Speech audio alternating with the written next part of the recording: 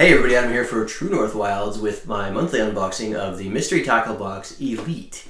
Some of you may remember I had tried a few Elite boxes earlier in the year. I had 3 or 4 of them, I don't remember, but I ultimately decided I didn't feel it was a good enough value for what I was paying extra on top of my Pro box. I didn't feel I was getting enough value to justify getting it instead of just carrying on with my Pro box, which I have done, and I really do like my Pro box. I still get it every month. I'm still getting it every month.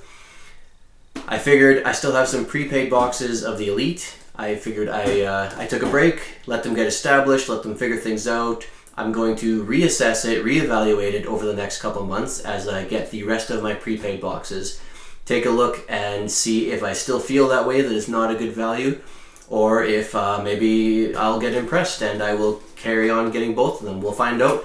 I'm looking forward to opening this up. It is the Elite Bass Box, so nothing that I can fish with right now. It's ice fishing season here right now, but I'm looking forward to seeing what I get and seeing how I think of the value of what's in here compared to my Pro box. So let's go ahead, open this up. While I'm doing that, don't forget, if you're not already, you can follow us on Facebook, facebook.com/TrueNorthWilds, on Instagram @TrueNorthWilds, and of course our blog site, TrueNorthWilds.com. So right off the bat, I'm seeing a lot of stuff in this box. It's pretty jam-packed. I'm seeing some familiar brand names right away. So first up, we have Trapper Treble hooks. So Trapper Treble hooks. So these are some treble hooks, and you can see they have that unique Trapper square-shaped hook, which is kind of cool. I haven't gotten any treble hooks from any of my boxes yet. This is actually a first. It's always nice to get terminal tackle. It's always nice to get hooks. The Trapper stuff is pretty neat with that square shape, and it holds things on it really well. I'm looking forward to trying that out, so nothing wrong with that. Next up, we have a tungsten finesse football jig from Heavy Metal. The logo is very hard to make out on there, but Heavy Metal tungsten finesse football jig. So this is sort of a standard skirted jig shape, sort of a standard skirted jig color. I really like the purple in there. It's got the weed guard on it, which is nice and soft, you know, it'll work out really well. It's got the tungsten head, so it's a little bit heavier for the size of it. Standard football size. All around sort of just a standard jig. The tungsten makes it really nice. You get that extra weight in there for a smaller size. Throw on some plastics on there. This will probably work pretty well. I really do like the purple in here. I think that's really nice. Haven't heard of the Heavy Metal brand before, but it looks like it's pretty good quality from what I can see here. So I'm looking forward to trying that out in the spring. So up next we have a Japanese lure, a Lucky Craft USA made in Japan. Lucky Craft USA made in Japan. Funny how that always works out.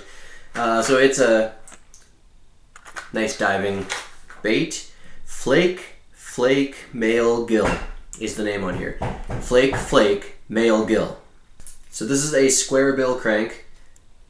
Got a nice wide bill there. It's a really nice color. It's sort of an olive green color. It's got some faded looking sort of stripes in there that kind of don't show up unless you're looking for them. It's got a bit of an orange color on the bottom, and it's got a lot of sparkle, and you can see that sparkle reflecting there. Nice red eyes, good color. The body itself is really clear, so you see the color of it, but you can also see right through it, and you can see that ball bearing in there. So it's kind of a neat color that way. Neat paint job with all the sparkles, but still being a clear body. So there is a bit of rattle in there. It sounds a lot smaller than it looks. It actually looks like a big ball bearing in there, but it's in a very small space. It doesn't actually go very far inside the cavity. It's only sort of sitting right there in a small channel. So you get tiny little bit of thumping, tiny little bit, but nothing super loud. It's very subtle. So that'll be interesting to use with all the flash and the subtle little rattle. It'll be interesting to try that out. The nice square bill on it though, so you can crash into all kinds of stuff with that. Looking forward to giving that a try in the spring. Who knows? We'll see what I can get. So up next we have a Threadfin Shad swim bait from Live Target. Live Target makes great stuff. I'm always a big fan. All their stuff always looks really realistic. Swims nicely, moves nice in the water. This looks like it'll be more of the same. So let's open this up, take a look. Oh yeah, so great color on this, very realistic looking. Live Target, I mean, they're known for their realistic looking, extremely well painted products, great colors, great shape on this thing. I mean, it looks like a fish. It's got the hook on top there. It's got a spot that you can put another treble hook, so maybe I'll throw one of those Trapper treble hooks on here to give it that extra bit of grab. the eyelet on the front there, so you're pulling it this way and it's sort of swimming like that. It looks like it's got a really nice tail. It's not quite a paddle tail, but it is a chunky, squared off sort of tail, so it's kind of interesting. I really like the look of that. I think that'll be really interesting in the water, just the shape of it, and it's chunky. You can feel it's got some weight to it. So I imagine in the water this is gonna give a really good action. It's gonna give a really good thump in the water. I'm looking forward to trying this. Smallmouth bass for sure. Walleye and pike will probably also go after this. So I think this is a really cool lure. Always love live target stuff. Samada's baits. We got some plastics here. So I have not heard of this brand, but the plastic looks really nice. It's a nice natural sort of color. It's got the red sparkles in there. It's a pack of 6. I would have liked to get a little bit more. You got this huge plastic bag, sort of a small quantity, but they look like a quality plastic. So they got a bit of a smell to them. They have sort of that spicy licorice type of smell that's common on a lot of plastics. The color is really nice. It's that clear, natural sort of color with red and black sparkles in it, which I really like. I always like anything with red sparkles. It's a personal favorite of mine. The shape is really good. Sort of a standard wormy sort of shape, slightly ribbed body, and the tail is sort of a triangle sort of shaped tail. So it's got a little bit of an extra action there, a little bit of extra mass to it than instead of just say a flat tail or just a rounded tail. So that's kind of interesting. I'm looking forward to trying that out. Smallmouth will absolutely go after this in the spring. I think this will be very useful for me for catching smallmouth. Biospawn Vile Bug. I love the names on these. So we got some creature plastics here.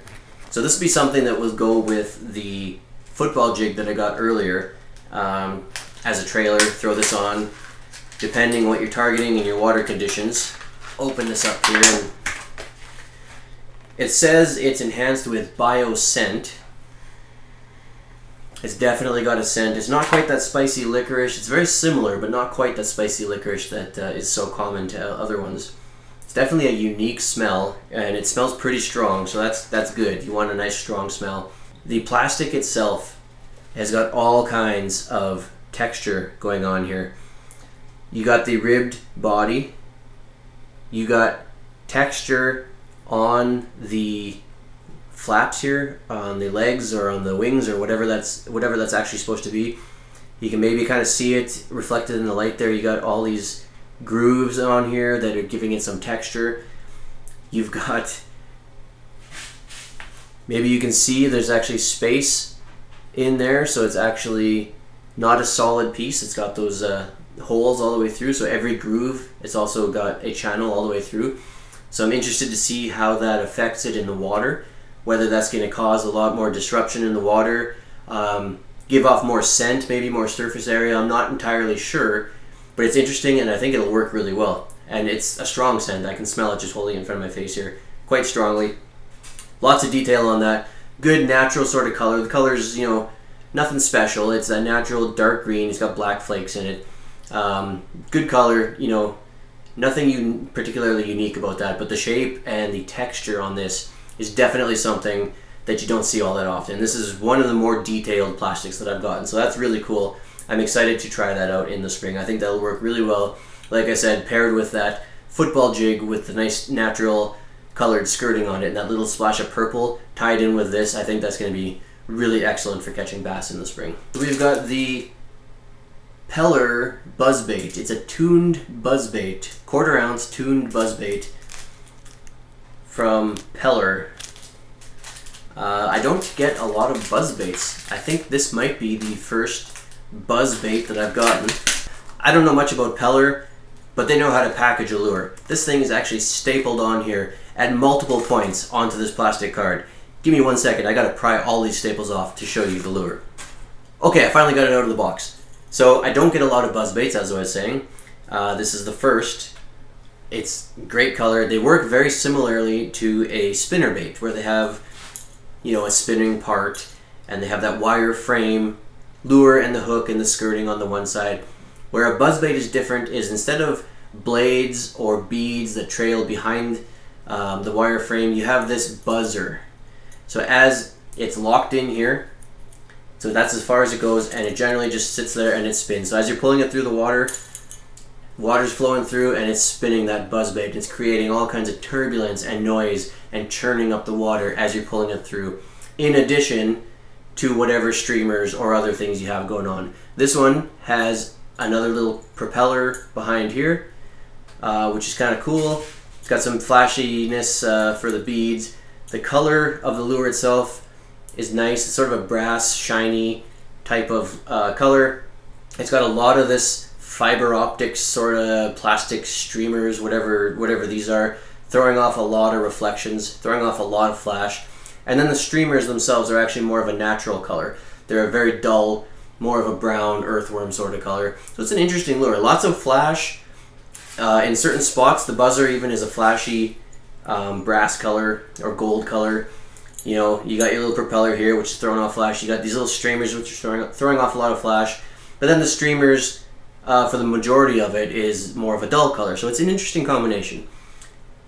I don't know too much about buzzbait, so I'm going to reserve judgment for this. I think it looks cool. I'm looking forward to trying it out. I'm going to take it out on the water in the spring. I imagine I'll catch some bass. I imagine I will catch some big pike on this thing. This is something I could see a lot of big pike going for.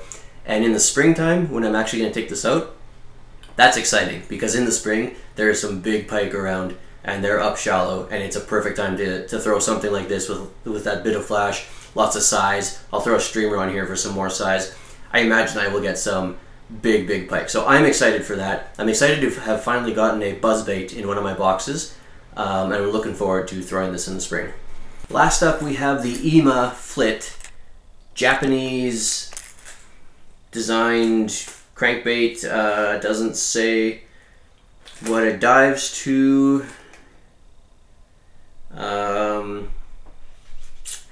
It's called the Flit 100. Doesn't have much other information on it as far as that goes. So looking at it, it's a fairly shallow dive bill. I don't imagine this goes down much more than 6 feet. Maybe it might be that 6 to 8 foot dive range based on sort of the angle. And it's not a super wide bill either, so I'm going to guess 6 feet, maybe 6 to 8, maybe 4 to 6, but somewhere around there. It's got some rattles in it. I can hear them right now. So it's got some big rattles in there. For a small-bodied bait, it's a fairly aggressive rattle, which is cool. The color on it is sort of that nice gold standard sort of color. It's like a shiner baitfish color. You see this on a lot of baits. Nothing that really stands out to me as far as the color, but that rattle. The color is flashy, and paired with that really aggressive rattle in the small bait, I think it'll attract a lot of fish. This will be good actually for walleye in the spring.